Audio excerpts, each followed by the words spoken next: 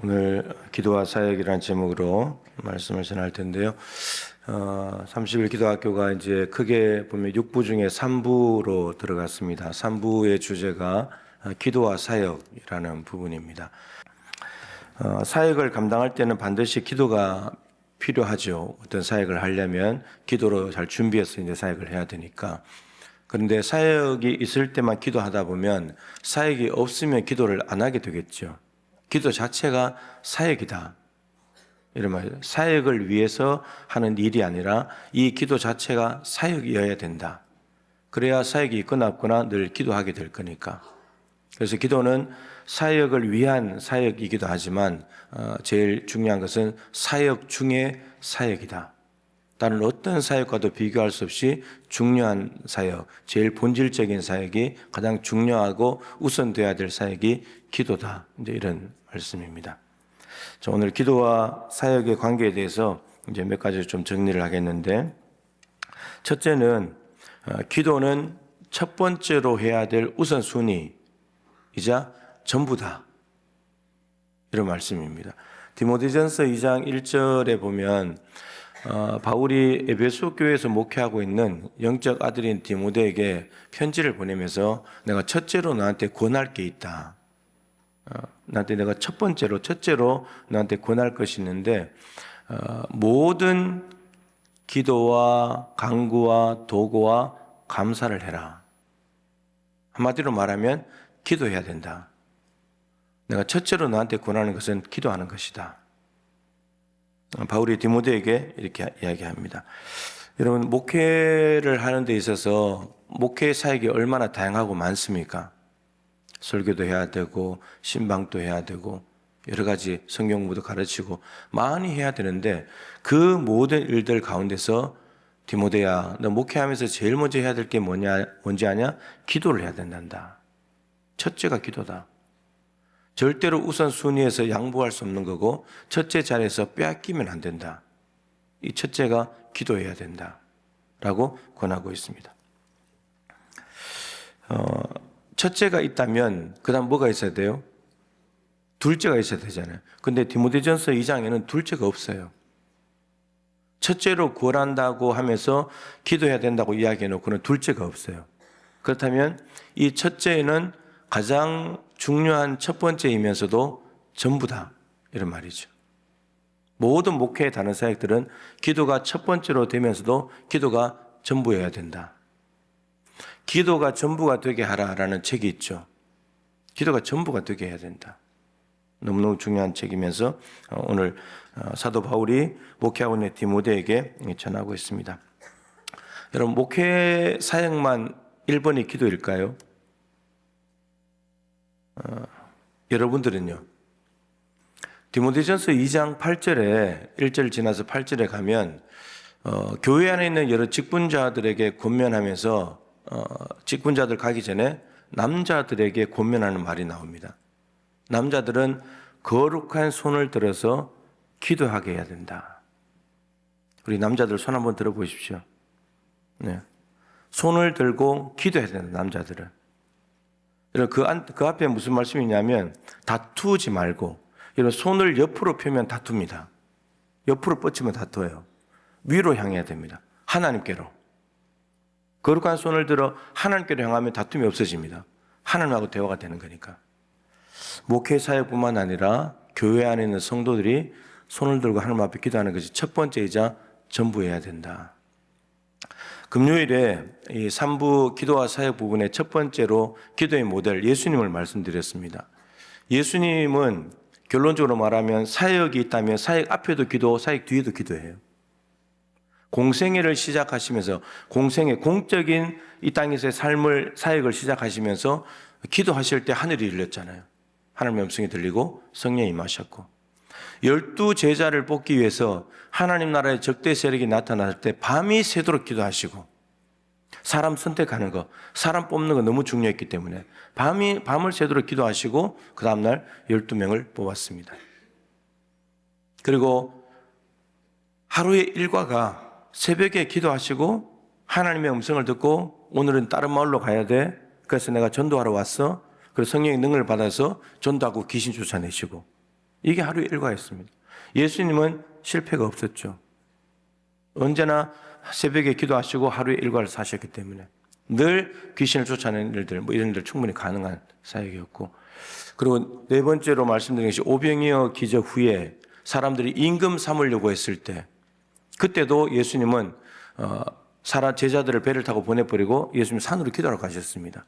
여러분, 오병이어 사역을 시작할 때도 오병이를 들고 감사 기도하시면서 그 사역을 이루셨지만, 사역이 끝나고 난 뒤에 뭘 하셨냐? 기도하셨어요. 왜요? 임금 삼으려고 하는 사람들의 인기와 명예, 시선이 오기 때문에 그것 다 떨쳐내시려고. 그게 목적이 아니었으니까. 오병이어를 행하신 목적이 자기가 임금 되는 게 목적이 아니었으니까, 자기가 메시아라는 걸 보여주고 싶었던 건데 사람들이 그걸 못 알아차리고 임금 삼으려고 하니까, 그래서 이 땅에 오신 십자가에 죽으시는 그 본질적인 사역을 위해서 기도하시면서 이 땅의 모든 유혹들을 물리치고 가셨다는 거죠. 십자가 앞에서 예수님은 처절하게, 정말 간절하게 3시간 동안 기도하셨습니다. 그러니까 예수님은 모든 사역을 앞두고 기도하셨고, 사역이 있든지 없든지 기도하셨고, 사역이 끝나고 나도 기도하셨어요. 어떤 면에서는 사역을 위해서 기도하는 건 쉽잖아요. 여러분들도 올해 시작하면서 직분을 맡고 또 직분이 바뀌어지거나 맡은 일이 달라졌을 때 얼마나 긴장하면서 기도하면서 시작했습니까? 근데 지금 계속 그 긴장감이 계속 기도로 나타나고 있습니까? 바뀌어지잖아요. 기도가 줄어들잖아요. 경험과 노하우가 지식이 쌓이기 때문에. 예전에 이렇게 했는데 이렇게 하면 쉽지 뭐 그것도 못하냐고, 내가 이걸 몇십 년을 했는데 못해? 이렇게 가잖아요. 우리는 그럴수록 더 기도해야 되는데, 예수님은 우리가 어쩌면 사역하고 난 뒤에 기도하는 게 더 중요한 거예요. 우리가 칭찬, 인기, 시선, 주목을 받아버리면 우리도 모르게 높아져 버리기 때문에. 예수님은 사역 앞과 뒤로 모두가 기도하시는 분이었다. 그래서 기도의 모델인 거예요. 우리 기도의 모델인 거죠. 두 번째, 기도 사역은 다른 사역의 성공과 실패를 좌지우지하는 잣대입니다. 다른 사역을 위해서 기도를 하겠지만 이 기도가 다른 사역이 잘 될 거냐 안 될 거냐를 결정하는 거예요. 기도 안 하면 사역은 당연히 실패하는 거고. 예수님은 전도하고 귀신을 쫓아내는 권능을 주시기 위해서 12제자를 불렀습니다. 마가복음 3장 13절부터 15절이죠. 자기와 함께 있게 하시고 보내사 전도도 하며 귀신을 내쫓는 권능도 가지게 하기 위해서 제자를 불렀다. 귀신 내쫓는 권능을 주시기 위해서. 그래서 실제로 제자들은 이 권능을 받았습니다. 그래서 마가복음 같은 책 6장 13절에 보면 제자들이 2명씩 짝을 지어서 나가서 전도할 때 예수님의 이름으로 귀신을 쫓아내는 사역을 하게 됩니다. 진짜 성공을 했어요. 근데 마가복음 9장에, 같은 책 9장에 가서 예수님께서 3명의 제자들과 함께 변화산에 올라가셨을 때 산 아래는 9명의 제자가 있었잖아요. 근데 귀신 들린 아들을 어느 아버지가 데리고 왔죠. 근데 이 9명의 제자들은 이 귀신 들린 아이 속에 있는 귀신을 쫓아내지 못했어요. 실패했습니다. 6장에는 성공했는데 9장에는 실패해버렸습니다. 예수님께서 다행히 내려오셔가지고 귀신을 내쫓아 주셨습니다. 그래서 제자들이 주님, 우리는 왜 못 쫓아냈습니까? 라고 했을 때 예수님의 대답 우리가 잘 하잖아요. 마가복음 9장 29절. 기도 외에 다른 것으로는 이런 종류가 나갈 수 없다. 그러니까 너희들 기도 안 했잖아. 기도를 안 하니까 귀신 쫓아내는 능력이 없어지잖아요. 기도하지 않으면 영적으로 무능력해집니다. 제자들이 계속 기도했다면 6장에서 성공했듯이 9장에서도 성공했을 건데, 귀신들 숫자가 제자 9명보다 많아서 혹은 귀신이 더 강해서 제자들이 실패한 게 아닙니다. 실패의 원인은 외부에 있는 것이 아니라 내부에 있었던 거죠. 제자들이 기도하지 않았기 때문에. 여러분, 한번 받은 하나님의 은혜, 성령의 은사는 계속 자동적으로 가는 게 아닙니다. 기도해야 합니다. 오히려 더 기도해야 되죠. 그것을 유지하기 위해서. 그러니까 기도하지 않으면 실패하는 거예요. 그럼 기도하면 성공하면서 계속 유지가 되는 거죠. 유지가 안 되고 있잖아요. 지금 중단이 돼버렸잖아요. 그리고 영적으로 무능력해지면요, 아무 유익이 없어요.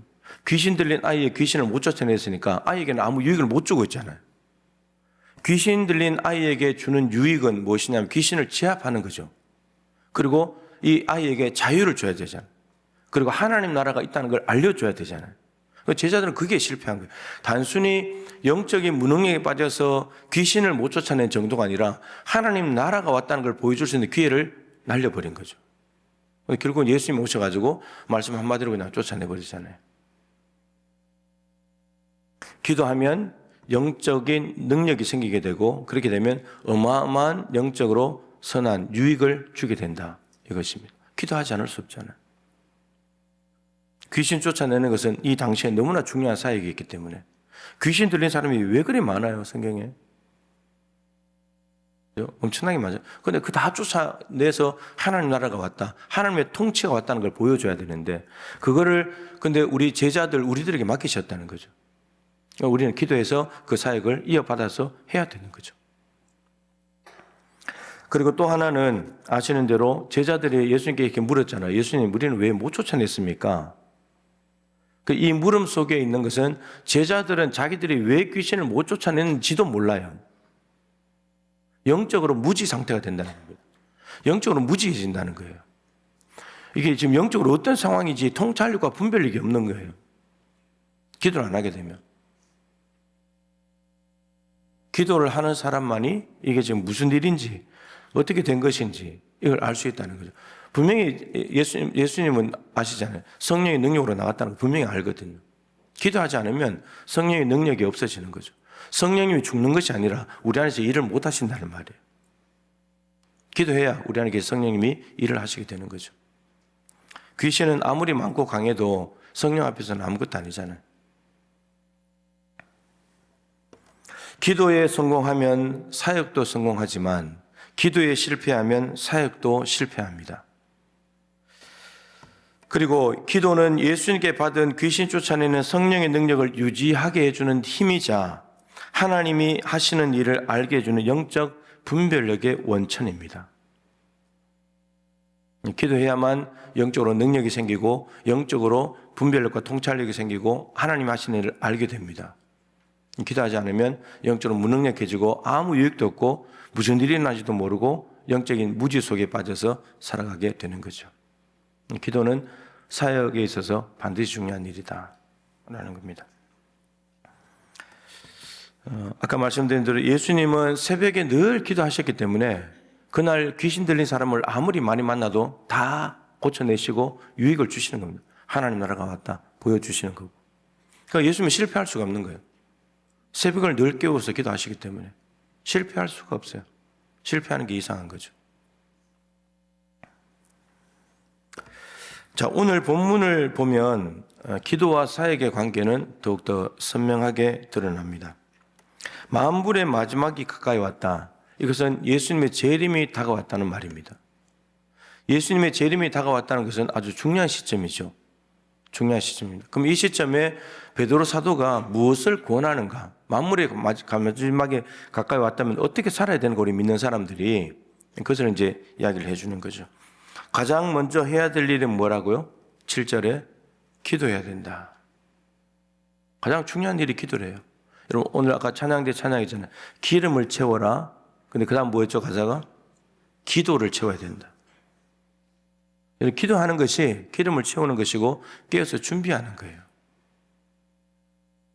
24시간 밤 안 자고 눈 벌컥 해가지고 예수님 오늘 밤에 오시면 안 돼 이렇게 하면서 이렇게 떠 있는 것이 아니고 기도하는 사람은 예수님이 언제 오실지 알고 감지할 수 있게 되고 늘 언제 오시더라도 준비된 사람이라는 말이에요. 이게 중요하다는 겁니다. 그러니까 늘 기도하는 거, 쉬지 않고 기도하는 일이 중요하다. 자, 그런데 기도하라고 이야기해 놓고는 8절부터 세 가지를 이야기합니다. 서로가 들어가는 말, 서로 사랑해라, 서로 대접해라, 서로 봉사해라. 이것은 이 땅에서 성도들과의 관계 속에서 교회 안에서 세상에서 해야 될 일인 거죠. 그런데 문제는 뭐냐면 우리가 서로니까 자기 혼자가 아니고 상대가 있는 거예요. 그죠? 서로 내가 사랑해야 될 상대가 있고 내가 대접해야 될 상대가 있고 봉사해야 될 상대가 있는 거예요. 그 상태가 누구든지 간에 내가 사랑해야 되고 대접해야 되고 봉사해야 된다는 말이죠. 근데 문제는 우리에게 그 능력이 없잖아요. 우리에게 사랑할 능력이 없잖아요. 원수도 사랑하라 그랬는데 집에 같이 사는 사람이 왼수인데 사랑이 안 되잖아요. 그죠? 남편이 보통 왼수라면서요. 근데 그 왼수가 사랑이 잘 안 돼. 네. 그러니까 우리는 사랑할 능력이 없는 거예요. 대접하는 것도 잘 못하고, 뭐 돈 있다고 다 대접하는 건 아니니까. 봉사하는 것도 뭐 힘들면 하기 싫고, 귀찮고, 편하게 살고 싶고 그런 거잖아요. 근데 그거를 하기 위해서 이 세 가지 서로 사랑하고 대접하고 봉사를 하기 위해서 뭐가 필요하냐면 기도를 해야 된다는 거예요.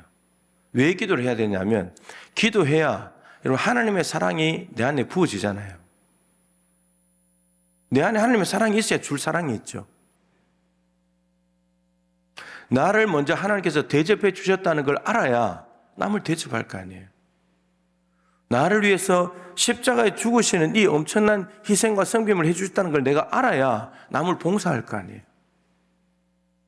여러분, 우리는 받지 못하면 못 주는 존재예요. 받아야만 줄 수 있어요. 하나님의 것을 받아야만, 공급받아야만 나눠줄 수 있어요. 그건 그 나눠주려면 기도해야 합니다. 기도해야 하나님의 사랑을 알죠. 기도해야 나를 용납해 주신 하나님의 은혜를 알죠. 어떻게 나 같은 더럽고 추한 죄인을 용납해 주셨을까? 당연히 용납받아야 될 존재가 아니에요. 사랑으로 받아주신 거지. 죄가 있는데도 그걸 다 십자가의 볼로 덮으시고 받아주신 거죠. 왕이신데 내려오셔서 우리의 발을 씻겨주셨잖아요. 너무나 황망한 일인 거죠. 근데 이걸 미리 이미 받았다는 걸 알아야 나도 그렇게 살아야지 이게 된다는 거죠. 근데 그것이 계속 지속되기 위해서는 기도하는 방법밖에 없다라고 하는 겁니다. 그래서 베드로가 이걸 이야기하는 거예요. 여기는 베드로의 실패가 많이 달려있죠. 예수님의 공생의 시간에 보면 베드로 기도 안 하고 자빠져 잠자다가 얼마나 많이 실수하고 엉뚱한 소리하고 예수님 막아버리고 막 그랬잖아요. 하나님께서 사랑을 부어주시고 나를 용납해 주시고 그리고 나에게 말씀해 주시고 나에게 힘을 주셔야 이 모든 일들이 가능합니다. 오늘 본문 11절에 그걸 이야기하고 있어요. 누가 말을 하려면 하나님의 말씀을 하는 것 같이 해라. 네 말 하지 말고 하나님의 말씀을 하는 것 같이 말씀 봉사자들이 말씀을 전해야 된다는 거죠. 그리고 누가 봉사하려면 일반 봉사자들 여러분들이에요. 여러분들이 봉사하려면 하나님이 공급하시는 힘으로 하는 것 같이 해라. 내 힘으로, 내 재주로, 내 능력으로, 내 자원으로 해야지. 그렇게 하지 말고 하나님이 나에게 힘을 주셔가지고 할 수 있었습니다. 이렇게 하라는 거죠. 그런데 그 능력을 받는 통로가 기도라는 말이에요. 저도 기도해서 본문을 받아서 본문 말씀을 기도로 풀고 정리해서 여러분들에게 전하는 거고 그래야 내 말이 아닐 거 아니에요. 여러분들도 봉사할 때도 여러분들의 경험과 지식 그런 걸로 아니라 하나님이 주신 은혜와 건강과 지혜로 내가 이 일을 했습니다. 이렇게 가야지 된다는 거죠. 그게 기도를 통해서 가능한 것이고 그렇게 돼야지 11절에 있는 대로 왜 이렇게 하냐? 이는 범사에 예수 그리스도를 말미암아 하나님의 영광을 받으셔야 되니까. 여러분 하나님으로부터 받은 걸 가지고 했다고 해야 하나님의 영광을 받으시잖아요. 내 것을 가지고 했다면 내가 영광 받아야죠. 그렇게 가는 것이 아니라는 거죠. 기도하면 여러분 절대 내가 튀어나올 수가 없어요. 기도는 나를 부인하는 시간이기 때문에 내가 죽지 하나님이 드러나게 되는 거죠. 그리고 무엇보다도 여러분 이 서로 사랑하고 서로 대접하고 봉사하는 이 땅에서 해야 될 일이에요. 그러면 기도라는 것이 이 땅의 사역을 잘하게 해주는 너무나 중요한 도구라고 하는 것과 동시에 예수님의 재림이 다가왔으니까 기도해라는 말은 재림을 준비하는 것도 기도해요. 기도하는 사람만이 깨어서 예수님이 오실 때를 감지하고 알아차려요. 세례 요한이 광야에서 기도하는 사람이었기 때문에 예수님이 등장했을 때 나보다 능력 많으시가 내 뒤에 오신다. 나는 그 길을 준비하는 사람이다. 자기를 아는 거예요. 예수님이 다른 사람들도 예수님 오신 걸 다 봤잖아요. 근데 예수님 메시아인 걸 몰라요. 세례 요한만 알아요. 시몬도 마찬가지잖아요. 예수님이 엄마 품속에 안겨서 성전에 왔을 때 다른 사람들은 아기를 보지만 시몬은 메시아를 보는 거예요. 내가 주의 구원을 내가 보았습니다. 많이 말씀드렸잖아요. 이 아기가 무슨 로마 군병 한 명을 때려잡았습니까? 뭐 이스라엘 독립을 했습니까? 다른 사람, 기도하는 사람들은 아기밖에 못 봐요. 아이고, 아기가 참 잘생겼네. 이것밖에 못 해요. 천지 차이잖아요. 메시아를 보는 거하고 아기를 보는 거하고 전혀 다르지 않습니까? 근데 그게 기도에 달려있다 라는 모습이 나오잖아요. 과부들이 교회 안에 많이 들어오면서 구제하는 일을 했는데, 근데 그 구제를 하다가 불평과 원망이 생겼어요. 명단에서 한쪽이 자꾸 누락되는 거죠. 그래서 사도들이 그 문제를 가지고 성령 충만한 교회 안에 원망과 불평이 생겼으니까 이 문제를 풀어야 되잖아요. 이런 성령 충만한 교회는 문제가 없는 교회가 아니라 문제가 발생했을 때 잘 푸는 교회입니다. 그 사도들이 이 문제를 풀어요. 잘못된 걸 인정하죠. 우리가 하나님의 말씀을 뒤로 제쳐놓고 구제를 일삼는 것이 마땅치 않다. 하나님의 말씀이 구제 사역 때문에 뒤로 밀려버렸다는 거예요. 구제 사역은 반드시 필요하죠. 나쁜 게 아니죠. 죄 짓는 게 아니죠. 성도들이 반드시 필요한 거죠. 근데 그걸 주로 하다 보니까 말씀이 뒤로 쳐진 거예요. 사도들이 이걸 인정했어요. 그리고 7 집사를 세워가지고 이 구제 문제를 맡겨주고 자기들은 말씀 사역에 집중하겠다고 했습니다. 그러니까 여러분, 구제 사역보다도 더 중요한 게 말씀 사역이에요. 그런데 뒤로 제쳐져 있던 말씀을 앞으로 가지고 오면서 사도들이 말씀만 가지고 온 것이 아니라 앞에 하나를 더 가지고 왔어요. 기도입니다. 우리는 이제 기도하는 일과 말씀 사역에 집중하겠다. 그러니까 구제 사역보다도 더 중요한 것이 말씀 사역이고 말씀 사역보다도 더 앞서야 될 것이 기도하는 거다. 사도들이 이걸 정리를 했어요. 자, 오늘 정리를 하겠습니다. 기도와 사역에 있어서 모든 사역의 1순위이자 전부, 첫 번째이자 전부, 다른 사역의 성공과 실패가 달려있는 것, 그리고 하나님이 주신 은사와 능력을 유지시키는 것, 서로 사랑하고 대접하고 봉사하는 이 땅에서 사역이 잘 되게 하는 것, 더 나아가서 예수님의 재림을 잘 준비하게 하는 것, 이 모든 것이 기도에 달려 있습니다. 기도는 절대로 양보하거나 빼앗길 수 없는 좋은 편입니다. 기도를 통해서 하나님의 사역자로 견고하게 세워져서 맡겨주신 이 땅의 사역을 잘 감당할 뿐만 아니라 다시 오실 예수님을 대비하는 지혜로운 우리 동부 가족들이 다 되실 수 있기를 주님의 이름으로 축복합니다.